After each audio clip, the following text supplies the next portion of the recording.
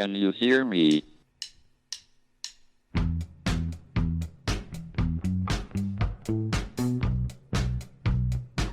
Houston, we have a problem. It's one small step for man.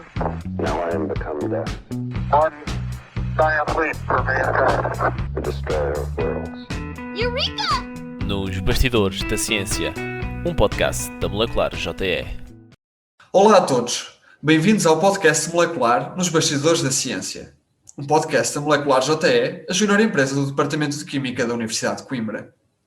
Eu sou o Bernardo Albuquerque Nogueira e hoje temos connosco o Fábio Rodrigues, recém-doutorado e que trabalha na área da catálise. Olá Fábio, muito obrigado por teres aceitado o nosso convite para estares hoje connosco no podcast Molecular. Obrigado, eu. Olha, vamos então começar a nossa conversa, talvez pelo teu doutoramento que tu entregaste e defendeste há pouco tempo, já este ano, e que tinha como título Desenvolvimento de catalisadores e processos catalíticos sustentáveis para a transformação de olefinas em produtos de valor acrescentado. Queres nos falar um bocadinho sobre o teu projeto? Sim. Pronto, gostaria de te agradecer, Bernardo, e à tua equipa pelo convite e também dar os parabéns por este projeto, que acho que é uma iniciativa muito boa para a divulgação da química e essencialmente aqui do nosso departamento. Bem, relativamente aos trabalhos desenvolvidos na minha tese, como tu disseste muito bem, um título assim um bocadinho complicado, não é? Mas os estudos descritos da minha tese focaram-se essencialmente no desenvolvimento dos processos catalíticos e sequenciais, catalíticos sequenciais, tendo como base uma reação que se chama reação de hidroformilação, que basicamente é para transformar as tais olefinas em aldeídos. E estes processos mais sustentáveis foram aplicados para a síntese exatamente de aldeídos, álcoois, aminas e acetais, que são os produtos dessa valorização. E adicionalmente, em paralelo a isto, tentamos desenvolver também catalisadores baseados em nanomateriais, e mobilizar catalisadores tipicamente homogéneos em materiais heterogéneos para depois conseguirmos proceder à sua reutilização através de processos físicos de separação. Essencialmente, do modo geral, foi isto que eu desenvolvi no decorrer do meu projeto. Muito bem, vamos tentar perceber um bocadinho melhor, para quem não sabe tanto de catálise e mais especificamente desta área, não é? Explica-nos rapidamente o que são olefinas, em primeiro lugar. Bem, olefinas são compostos derivados do petróleo, que são basicamente alcenos. São duplas ligações que podem sofrer transformações e que normalmente são utilizadas como princípio, como material de partida para vários materiais. Por exemplo, polímeros, PVC vem de uma olefina, na gíria. Ok, e no teu trabalho o objetivo era transformar estas olefinas em produtos de valor acrescentado. Que produtos eram estes? Eram vários? Era um específico? Foi conseguido? Ainda vão estar a trabalhar nisso no futuro? Conta-nos. Sim, essencialmente no meu projeto o que nós nos focamos foi o desenvolvimento dos catalisadores e dos processos para transformar essas tais olefinas. Essencialmente com transformações de grupos funcionais. Pegar nessa dupla ligação e transformá-la por adição de CO2 e hidrogênio, por exemplo, em aldeídos e depois, como eu falei, tínhamos também a vertente de transformações sequenciais, que era utilizar outra reação para transformar diretamente este aldeído em álcoois ou aminas ou acetais, são derivados diretos dos aldeídos. Aqui, essencialmente, não nos focamos numa molécula em si, mas em resolver certos problemas que existiam na literatura e fizemos também uma abordagem depois sistemática, utilizando vários tipos de olefinas para percebermos quais é que seriam as limitações do sistema e assim produzir esses tais produtos de valor acrescentado. Utilizamos, por exemplo, esteroides, em que formamos álcoois a partir de esteroides, utilizamos terpenos de origem natural e sim conseguimos alguns produtos com algum interesse. Ok, e portanto, a ideia principal, o objetivo principal era o desenvolvimento destes catalisadores para a transformação das olefinas.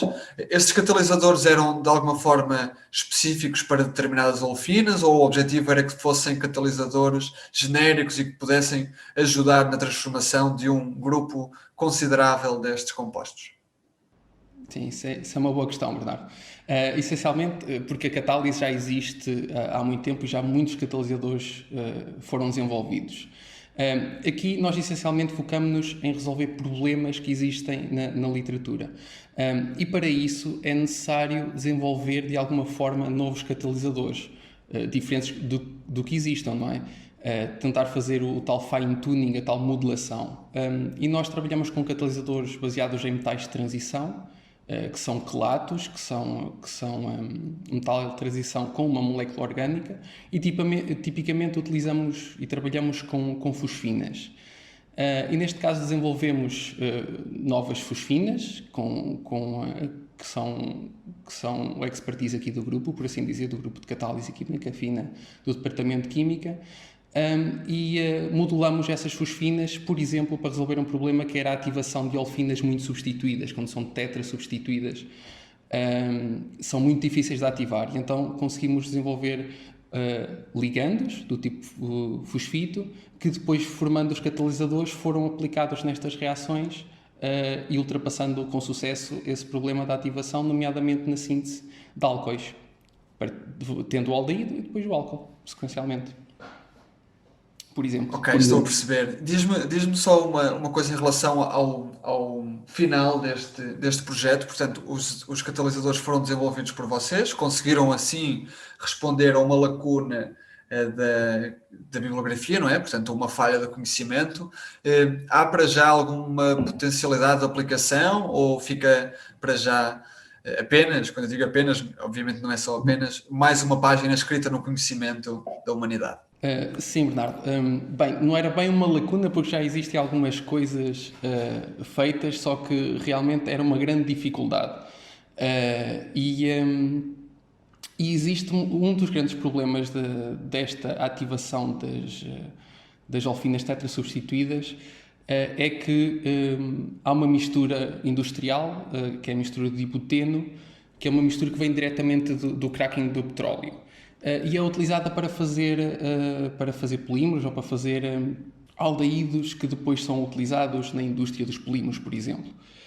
E não conseguindo fazer a transformação destas tetrasubstituídas, que fazem parte desta mistura, torna-se inviável utilizar essas misturas, ou torna-se muito mais difícil valorizar.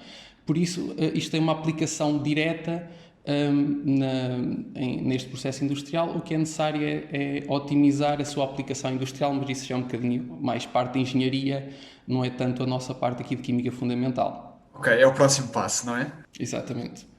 Olha, eu disse-o há pouco, tu entregaste a tua tese, este trabalho, no final do ano passado, apresentaste-o já este ano. Como é que foi terminar um projeto tão importante nesta fase tão esquisita das nossas vidas em plena pandemia? É verdade, foi uma dificuldade. Pronto, isto começou por atrasar um pouco, porque eu estava, quando começou, estava em fase de escrita da tese, e então começou por dificultar um pouco a interação aqui no laboratório e a terminar aqueles últimos ensaios que uma pessoa tem sempre que fazer nos últimos meses da tese. E depois então prolongou um bocadinho e afastou um bocadinho as interações humanas, que são tão importantes, principalmente nesta fase, não é? E pelo menos eu falo por mim que a parte da escrita é a parte que menos me cativa, é a parte que menos me inspira, que eu sou um investigador de bancada, por assim dizer, como se costuma dizer. E foi um bocadinho complicado, mas aqui no grupo nós mantivemos seminários, mantivemos relações estreitas pelas vias eletrónicas, e conseguimos de alguma forma levar as coisas a bom porto e conseguir fazer as nossas publicações normais, e as pessoas, os alunos, conseguiram acabar os seus mestrados e os seus estágios, e eu também conseguia chegar a bom porto, não é? Conseguia em outubro entregar e defender agora no início deste ano, e correu tudo bem. Claro que sim, os resultados estão à vista. apesar da adaptação que todos nós tivemos que fazer nas nossas vidas, não é? E neste caso a nível profissional também. Olha, aproveitava que estávamos a falar sobre a catálise, e que é, de facto, como disseste, também uma área já com grande desenvolvimento, principalmente no último século, com vários prémios Nobel até atribuídos para muitos destes estudos. Eu gostava de relembrar o último, em 2018, atribuído a Francis H. Arnold, pelos seus estudos em catálise utilizando enzimas. Achas que estamos aqui numa fase de viragem na catálise, com esta questão da utilização de catalisadores biológicos? Achas que isto tem futuro pela frente nas mais variadas áreas da química, portanto, nas mais variadas reações químicas, a utilização de catalisadores que venham dos seres vivos e que, portanto, tenham tido um desenvolvimento ao longo dos últimos, não séculos, mas milénios? Sim, na verdade, a chamada biocatálise, que é a catálise com enzimas ou com biocatalisadores, ela já existe há algum tempo e já tem sido aplicada com sucesso em várias indústrias, na indústria alimentar, na indústria dos polímeros, na indústria têxtil, na fermentação. Existem fermentação, digo, por exemplo, degradação de resíduos. O que aconteceu com este Prémio Nobel foi um bocadinho o passo seguinte a isso. Foi Francis Arnold desenvolveu uma técnica chamada de evolução direcionada, em que consegue, de certa forma, introduzir especificidade a estas enzimas, ou seja, a especificidade que ela quer, uma mudança, uma alteração. Pronto, esta parte biológica não percebo muito, mas é uma alteração genética que, de certa forma, modula as enzimas. Ou seja, ela pode utilizar o que existe na natureza e modular, como nós fazemos no laboratório, uma enzima para ter a especificidade desejada. E isto abre, claro, as portas a uma série de aplicações. Imagino que é tocar uma coisa que já é boa, já é modelada, que é inócua, que trabalha muito bem com condições de temperatura ambiente, não é? Por exemplo, e aplicá-la, conseguir modulá-la para uma aplicação bem definida. Isso é utopia. Claro que este sistema carece de algumas limitações, não é? E é preciso ultrapassar estas dificuldades, que é, por exemplo, a dificuldade de escalar para processos industriais de enzima. A otimização normalmente dos processos é demorada e difícil, e os tempos às vezes são longos de reação. Por isso, se nós conseguirmos ultrapassar, e acho que é o futuro da biocatálise, ultrapassar estas limitações que são inerentes às enzimas, acho que sim, que é uma grande área e que vai ter muita investigação nos próximos anos. Já que estamos, ok, obrigado pela explicação. Já que estamos a falar do futuro da ciência, queria perguntar também o que é que tu tens previsto para o teu futuro a nível científico. Quais são os próximos passos? Já tens alguma ideia, alguma coisa que nos possas contar? Bem, atualmente eu sou investigador aqui no Departamento de Química e trabalho assim em alguns projetos paralelos que estão a acontecer, mas o meu objetivo é realmente ficar na investigação e perseguir uma carreira científica. Para isso, submeti recentemente um projeto para o Estímulo Emprego Científico, o DFCT, em que visa também utilizar a catálise mas para um projeto muito mais focado para a implementação da síntese de fluxo, ou seja, processos em fluxo contínuo, mas com a utilização de catálise, e gostaria que fosse o meu projeto nos próximos 6 anos. Por isso, sim, a carreira científica é o que mais me puxa neste momento. Ok, e nós esperamos que corra tudo bem, desejamos-te as maiores felicidades a nível tanto profissional como pessoal. Agradecemos mais uma vez teres aceitado o nosso convite e por teres estado aqui hoje a partilhar connosco o teu percurso até aqui. E hoje, na nossa rúbrica de sugestões de livros científicos, trazemos o livro intitulado A realidade não é o que parece, do físico italiano Carlo Rovelli.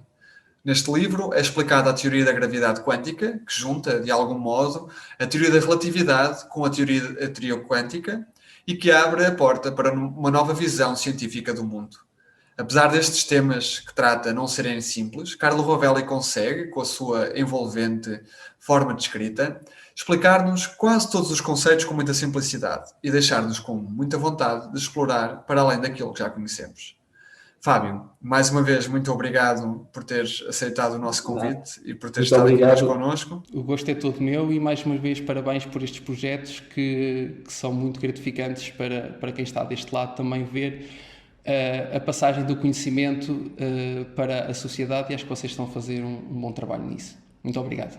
É mesmo isso que tentamos. Obrigado, Fábio.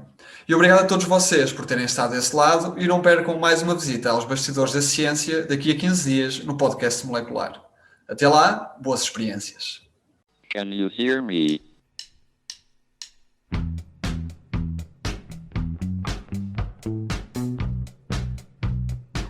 Houston, we have a problem. It's one small step for man, Now I am become death, one giant leap for mankind. the destroyer of worlds. Nos Bastidores da Ciência, um podcast da Molecular JE.